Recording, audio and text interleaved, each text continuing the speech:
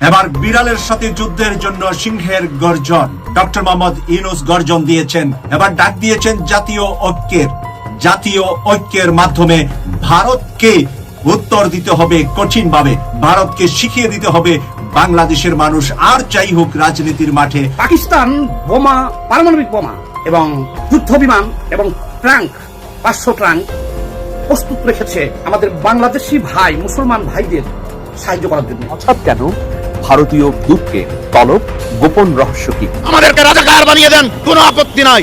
আপনাদের 7 সিস্টার নিয়ে আপনাদের ভাবতে হবে চিকেন নেক নিয়ে, কারণ আমরা সেদিকে সজাগ দৃষ্টি রেখেছি। যদি আপনারা ভুলে যান আপনাদের 7 সিস্টার আছে, আপনাদের চিকেন নেক আছে, তাহলে আমরা ভুলে যাব। গরুর গোবর এবং মুদ খাওয়া মুদিকে এক চুল পরিমাণও ছাড় দিতে নারাজ ডক্টর মোহাম্মদ ইউনূস। হ্যাঁ, ঠিকই শুনতে পাচ্ছেন। চলেন আপনাদেরকে আজকে এই ভিডিওটা দেখাই। এই ভিডিওটা যে কতটা গুরুত্বপূর্ণ, পুরো ভিডিওটি না দেখলে আপনি বুঝতে পারবেন না। পারমাণবিক বোমা, যুদ্ধ বিমান, ট্যাঙ্ক এবং সৈন্য প্রস্তুত রেখেছে আমাদের বাংলাদেশের মুসলমান ভাইদের সাহায্য করার জন্য।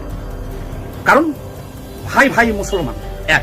পাকিস্তান হামলাটা করবে হলো কাশ্মীর সীমান্ত থেকে, আর বাংলাদেশ থেকে হামলা শুরু হবে এই দিক দিয়ে। দুই ভাই একসাথে দুই দিক থেকে ভারতে আক্রমণ করা হবে। পাকিস্তান প্রস্তুত, তাদের বোমা আছে, পারমাণবিক বোমা আছে, সেটা বাংলাদেশকে দিবে, তারা প্রস্তুত, অস্ত্র দিবে, সব দিবে, এবং তারা নিজে ওই সীমান্তে হামলা করবে। আর এদিকে জাহাজ দিয়ে অস্ত্র পাঠিয়ে দিব, এখান থেকে বাংলাদেশ হামলা করা হবে, একযোগে দুই ভাই মিলে হামলা করা হবে। এবার বিড়ালের সাথে যুদ্ধের জন্য সিংহের গর্জন। ডক্টর মোহাম্মদ ইউনূস গর্জন দিয়েছেন ভারতে বাংলাদেশের পতাকা ছিঁড়ে ফেলার প্রতিবাদে। এবার ডাক দিয়েছেন জাতীয় ঐক্যের মাধ্যমে ভারতকে উত্তর দিতে হবে কঠিনভাবে, ভারতকে শিখিয়ে দিতে হবে বাংলাদেশের মানুষ আর যাই হোক রাজনীতির মাঠে। যখন বাংলাদেশ নিয়ে আমাদের স্বাধীনতা সার্বভৌমত্ব নিয়ে যখন কোনো কথা উঠবে, আমরা সকলে একমত, সকলে একসাথে এক লাইনে দাঁড়িয়ে ভারতের ওই কুলাঙ্গাদেরকে আমরা উচিত জবাব দেওয়ার জন্য প্রস্তুত। তাই ডক্টর মোহাম্মদ ইউনূস ঐক্যের ডাক দিয়েছেন, সেজন্য ওনাকে সাধুবাদ জানাচ্ছি। এই মুহূর্তে জাতীয় সকল পত্রিকায় এই নিউজটি প্রকাশ করেছে, আমি ইত্তেফাক থেকে আপনাদের সামনে তুলে ধরছি। দেশের চলমান পরিস্থিতিতে জাতীয় ঐক্যের ডাক দিতে দেশের প্রধান রাজনৈতিক দলগুলোর পাশাপাশি ধর্মীয় নেতাদের সঙ্গে সংলাপে বসতে যাচ্ছেন অন্তর্বর্তীকালীন সরকারের প্রধান উপদেষ্টা ডক্টর মোহাম্মদ ইউনূস। এর অংশ হিসাবে বুধবার 4 নভেম্বর প্রধান উপদেষ্টা দেশের রাজনৈতিক দলগুলোর সঙ্গে সংলাপ করবেন। পরদিন বসবেন ধর্মীয় নেতাদের সাথে। বাংলাদেশে উনি দুইটা ভাগ করেছেন। একটা ভাগ হলো রাজনৈতিক সকল দলের সাথে একই মঞ্চে, একই টেবিলে, একই সাথে বসে এই অনুষ্ঠানটির মাধ্যমে আমরা বাংলাদেশের নতুন দিগন্ত, নতুন সূর্যের আলো দেখতে পাবো বলে আমরা বিশ্বাস করছি। কারণ ডক্টর মোহাম্মদ ইউনূস সাহেবের দায়িত্ব নেওয়ার 4 মাস পরে, আগামীকাল অলরেডি ওনার 4 মাস হয়ে যাবে দায়িত্ব নিয়েছেন। এই 4 মাস পরে জাতীয় ঐক্যের ডাক দিয়ে সবাইকে সাথে নিয়ে দেশপ্রেম এবং দেশের ভিতরে এবং দেশের বাহিরে দেশীয় ষড়যন্ত্র, আন্তর্জাতিক ষড়যন্ত্র, এই বিড়াল ছানাদের ষড়যন্ত্র সাথে মোকাবেলা করতে সকলের কনসার্ন, সকলের মতামত নিয়ে ঐক্যবদ্ধ একটি আওয়াজ আসবে। সেই আওয়াজের জন্য আগামী 24 থেকে 48 ঘন্টা আমাদের অপেক্ষা করতে হবে। প্রধান উপদেষ্টার প্রেস সচিব শফিকুল আলম মঙ্গলবার 3 নভেম্বর রাজধানীর ফরেন সার্ভিস একাডেমিতে এক সংবাদ সম্মেলনে বলেন, এই দুটি মিটিং এর উদ্দেশ্য হচ্ছে ন্যাশনাল ইউনিটির ডাক দেবেন। এই দুইটি সমাবেশের মাধ্যমে ন্যাশনাল ইউনিটির ডাক উনি দিবেন। একই লক্ষ্যে মঙ্গলবার প্রধান উপদেষ্টা ছাত্র নেতাদের সঙ্গে বৈঠক করবেন বলে জানিয়েছেন প্রেস সচিব। আজ মঙ্গলবার ছাত্র নেতাদের সাথে উনি বৈঠকে বসছেন। বাংলাদেশের এটাই চমক হবে, ডক্টর মোহাম্মদ ইউনূস সাহেবের ছাত্র নেতা, তারপরে রাজনীতিবিদ, তারপরে ধর্মীয় নেতা, ধর্মীয় সকল ধর্মের ধর্মীয় নেতাদের সাথে বসে ঐক্যবদ্ধভাবে পাশের দেশের কুলাঙ্গাদেরকে আমরা উচিত শিক্ষা দিতে পারবো বলে আমি বিশ্বাস করি। আপনি কি প্রস্তুত বাংলাদেশের জন্য লড়াই করতে চান? সময় এসে গেছে। উপরের শত্রুরা এক একটা হচ্ছে, সঙ্গে যোগ দিয়েছে পতিত স্বৈরাচার। এতদিন ধরে বাংলাদেশের ইতিহাসে, বাংলাদেশের গণমাধ্যমে যে দলটি নিজেকে মুক্তিযুদ্ধের সপক্ষের দল বলত, মুক্তিযুদ্ধের প্রধান দাবিদার ছিল, সেই দলটি এবার ওপারের অর্থাৎ দিল্লিকে আমার দেশে আক্রমণে প্ররোচিত করছেন। কি আপনার কানকে বিশ্বাস হচ্ছে না? জি, আপনার কান, আপনার চোখ, আপনার বিবেককে এবার প্রস্তুত করুন এই সত্য সংবাদটি শোনার জন্য। কি হচ্ছে বলেন? যে পতিত স্বৈরাচার বাংলাদেশে 15 বছর ধরে জগদ্দল পাথরের মতো আমাদের বুকে চেপে বসেছিল, তারা যখন এই দেশের ছাত্র জনতা তাদেরকে খেলিয়ে দিল, তখন তারা সহ্য করতে পারছে না। তারা এবার আমাদের শত্রুকে আমার দেশে ঢোকাতে চাইছে দখলের জন্য। আর শত্রুরা সেই পতিত স্বৈরাচারের সর্দারনির প্রেসক্রিপশন নিয়ে, পরামর্শ নিয়ে আমার দেশের মধ্যে অরাজকতা সৃষ্টির চেষ্টা করছে। আপনাদের চট্টগ্রামে সাইফুল ইসলাম আলিফের কথা মনে আছে? জি, ইন্টেলিজেন্স তথ্য বলছে যে সাইফুল ইসলাম আলিফকে ইসকন প্রকাশ্যে হত্যা করেছে, তার প্রধান কারণ তারা চেয়েছে হিন্দু মুসলিম দাঙ্গা সৃষ্টি করতে। জি, একেবারে সত্য তথ্য বলছি আপনাদের। ওপারের প্রেসক্রিপশন নিয়ে ইসকন চেয়েছিল বাংলাদেশে হিন্দু মুসলমানের মধ্যে একটা দাঙ্গা সৃষ্টি করতে। যেহেতু সংখ্যা হিন্দু কম, মুসলমানরা প্রতিশোধ নিতে ঝাঁপিয়ে পড়বে। ঠিক সেই বিষয়টি ভারতের গণমাধ্যমগুলো খুব বড় সড় আকারে প্রচার করবে। ইভেন প্রত্যেকটা টেলিভিশন, বিজেপি শাসিত প্রত্যেকটা টেলিভিশন এ নিয়ে আলাদা চাল তৈরি করেছে, প্রমোশন তৈরি করেছে, যাতে এই ঘটনা ঘটার সঙ্গে সঙ্গে তারা বাংলাদেশের বিরুদ্ধে বিশ্ব মিডিয়াতে প্রচার করতে পারে এবং ডোনাল্ড ট্রাম্পকে এই ব্যাপারে সজাগ করতে পারে এবং অনুমতি নিতে পারে যে তারা বাংলাদেশে একটা অভিযান চালাতে চায়।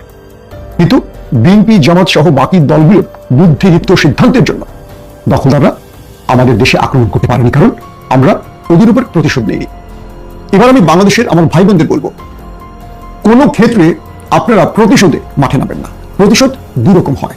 যখন রাষ্ট্রের জন্য আপনাকে প্রয়োজন হবে তখন আপনাকে ডাকা হবে, কিন্তু কেউ আপনাকে উস্কানি দেবে, কেউ আপনাকে ফসলাবে আর আপনি নেমে পড়বেন, এই কাজটি করবেন না। কারণ ওপার চাইছে এই দেশের মধ্যে একটা বড় দাঙ্গা সৃষ্টি করতে, আর সেটি হবে এই দুই ধর্মের মধ্যে। অতএব আপনি যদি দেশপ্রেমিক হন, সর্বোচ্চ সতর্ক থাকবেন, কারো উস্কানিতে আপনি নামবেন না। দ্বিতীয় যে বিষয়টি, ওপার যখন দেখলো যে ডক্টর মোহাম্মদ ইউনূস বা বর্তমানে বাংলাদেশের ছাত্র জনতার সরকার তাদের সকল পরিকল্পনা বুঝে ঠান্ডা মাথায় তারা পরিকল্পনা গ্রহণ করছে, তখন তারা পশ্চিমবঙ্গের এক মামুলি নেতা, যিনি এই মুহূর্তে নিজেকে অনেক বড় কিছু ভাবছেন, শুভেন্দু অধিকারী, পল্টিবাজ, ডিগবাজি নেতা যাকে বলা হয় পশ্চিমবঙ্গে, এবং তৃণমূল কংগ্রেস এই দলটির তিনি দ্বিতীয় সর্বোচ্চ নেতা ছিলেন এক সময়, অর্থাৎ মমতার পরের চেয়ারে। কিন্তু মমতা তাকে দল থেকে বের করে দিয়েছিলেন দুর্নীতিবাজ হিসেবে এই শুভেন্দুকে। 3 নম্বর বিষয়, আজকে টেলিভিশনে একটা ইন্টারভিউ দেখলাম বিএনপির অন্যতম নেতা মির্জা আব্বাসের। যখন মির্জা ফখরুল ভারতের সমালোচনা করতে মুখ আটকে যায়, প্রথম আলো, ডেইলি স্টারের সমালোচনা করতে গিয়ে পিছনে যায় পা, সেই ব্যক্তির জায়গায় আজকে মির্জা আব্বাসের একটা বক্তব্য আমার ভালো লেগেছে। তিনি বলেছেন ওই হকার সাংবাদিক তিনি বাংলাদেশকে ভাগ করবেন, চিটাগং কেড়ে নিতে চান, এটা তার দাদাবাড়ির আবদার। তিনি বলছেন এই দেশ নিরস্ত্র বাঙালি পাকিস্তানিদের বিরুদ্ধে লড়াই করে বিজয় এনে দিয়েছে, স্বাধীনতা এনে দিয়েছে। ভারত আমাদের স্বাধীন করেনি।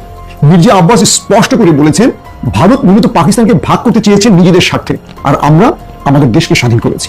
বহুদিন পর বিএনপির একজন নেতার কাছ থেকে এই প্রকৃত সত্যটি জানতে পেরে ভালো লেগেছে। আমি জানি না মির্জা আব্বাসের ভাগ্যে কি আছে এবং মির্জা আব্বাসের এই বক্তব্যটি বিএনপি অন করে কিনা, কিন্তু এমন একটি বক্তব্য আমরা আশা করছিলাম মির্জা ফখরুল ইসলাম আলমগীরের কাছ থেকে, কিন্তু তিনি তাহাই বলছেন যে হ্যাঁ ভারত চায়। দর্শক, 4 নম্বর যে বিষয়টি, এই মুহূর্তে আসলে আমাদের করণীয় কি? যেহেতু ভারত আমাদের ঘাড়ে নিঃশ্বাস ছাড়ছে, তাহলে আমরা করবোটা কি? ইসরায়েল, আপনি জানেন সেখানে 18 বছর হলে সকল নাগরিককে বাধ্যতামূলক সেনা প্রশিক্ষণ নিতে হয়। আমি মনে করি 24-এর এই স্বাধীনতা ধরে রাখার জন্য আমাদের যুবক যুবতীদের 18 বছর পূর্ণ হলে তাদের বাধ্যতামূলক সামরিক ট্রেনিং নেওয়া জরুরি করা উচিত রাষ্ট্রের। কারণ কি? কারণ হলো পতিত স্বৈরাচার তারা ওপারে বসে এখন বাংলাদেশের বিরুদ্ধে ভয়ঙ্কর ষড়যন্ত্র করছে। তারা একটার পর একটা গেম প্ল্যান তৈরি করছে। প্ল্যান এ ব্যর্থ হলে বি, বি ব্যর্থ হলে সি, সি ব্যর্থ হলে তারপর, এইভাবেই তারা ধাপে ধাপে ধাপে ধাপে সামনে এগোবে। অর্থাৎ এই রাষ্ট্রকে তারা কখনো শান্ত থাকতে দেবে না, এই রাষ্ট্রকে কখনো তারা ভালোভাবে চলতে দেবে না, এই রাষ্ট্রকে তারা অস্থির করে রাখবে অরাজকতা নৈরাজ্য সৃষ্টির মধ্য দিয়ে। তাহলে আমাদেরকে কি করতে হবে? আমাদের ছাত্ররা পড়ার টেবিল বাদ দিয়ে আর কতদিন লড়াই করবে? আমাদের রাষ্ট্রের উপদেষ্টারা, আইন শৃঙ্খলা বাহিনী, তারা অনেকটা হানিমুন মুডে আছেন, তারা ঘুমিয়ে আছেন, তারা চোখ বন্ধ করে জেগে আছেন, চোখ খুলে তারা ঘুমিয়ে আছেন, এই একটা অবস্থা তারা রয়েছে। আর প্রতিটা মুহূর্তে আমরা দেখছি আমাদের ছাত্র জনতা ষড়যন্ত্রকারীদের বিরুদ্ধে মাঠে নেমে লড়াই করছে। এবার এই রাষ্ট্রকে একটা সিদ্ধান্ত নিতে হবে। আমি তরুণ উপদেষ্টাদের বলবো, যারা বৈষম্য বিরোধী আন্দোলনে রাজপথে জীবন বাজি রেখে লড়াই করেছে এবং যারা গাজী হয়েছে, অর্থাৎ শাহাদাত বরণ করেনি, যারা বিজয় অর্জন করেছে, সেই সব গাজীদের, বীর সেনাদের নিয়ে আমাদের জরুরিভাবে সিদ্ধান্ত নিতে হবে, চিন্তা করতে হবে। অর্থাৎ যাদের সামরিক বাহিনীতে যোগ দেওয়ার শারীরিক সামর্থ্য রয়েছে তাদেরকে দ্রুত ইনক্লুড করতে হবে। করণীয় হলো প্রত্যেকটা জেলা থেকে তালিকা করে আমাদের সেই সব ভাইদেরকে সামরিক। আপনারা পুরো ভিডিও ক্লিপটি দেখলেন এবং এই যে ভাইদের কথা শুনলেন, বাংলাদেশের বর্তমান অন্তর্বর্তীকালীন সরকার ডক্টর মোহাম্মদ ইউনূস সাহেব তিনি স্পষ্ট ভাষায় তিনি বলে দিয়েছেন যে এই গোবর খাওয়া, মুদ খাওয়া, এই মুদিকে এক চুল পরিমাণও ছাড় দিতে নারাজ ডক্টর মোহাম্মদ ইউনূস। স্পষ্ট ভাষায় বলে দিয়েছেন। শুধু তাই নয়, বাংলাদেশে যে এই সমস্ত দল, ভাই একটা কথা বলতে পারি, আমাদের বাংলাদেশটা এমন একটা দেশ যেখানে দল মতের কোনো শেষ নাই, কিন্তু নিজের দেশকে নিয়ে যখন কোনো ব্যক্তি কটূক্তি করবে, নিজের দেশকে ভাগ করতে চাইবে, তখন এক চুল পরিমাণ কোনো ব্যক্তি ছাড় দিতে, এক চুল পরিমাণ ছাড় দিবে না। মোট কথা এক চুল পরিমাণ ছাড় দিবে না। এটাই আমরা বাস্তব প্রমাণ আমরা আপনারা দেখাইলেন, আমরা দেখলাম যে ভাই মানুষ দলে, বিভিন্ন দলে মতে, বিভিন্ন দলে ভাগ হতে পারে, বাট দেশের বেলায় সবাই আমরা এক। দেশের বেলা কেউ এই ত্রিপুরা বিভিন্ন জায়গা থেকে আমার চট্টগ্রাম নিয়ে যাবে, কেউ ব্রাহ্মণবাড়ি নিয়ে যাবে, কেউ ফেনী নিয়ে যাবে না, ওই সমস্ত ফাজলামও চলবে না ইনশাল্লাহ। আমরা ভারতের পেটের মধ্যে না, বরং ভারত আমাদের পেটের মধ্যে, এরকম কথা শায়খা চরমনাই তিনি বলেছিলেন। তো এটার বাস্তব প্রমাণও। আর একটা জিনিস মনে রাখবেন, ভারত জীবনেও আমাদের বাংলাদেশের উপর আক্রমণ করতে কোনো দিনও পারবে না।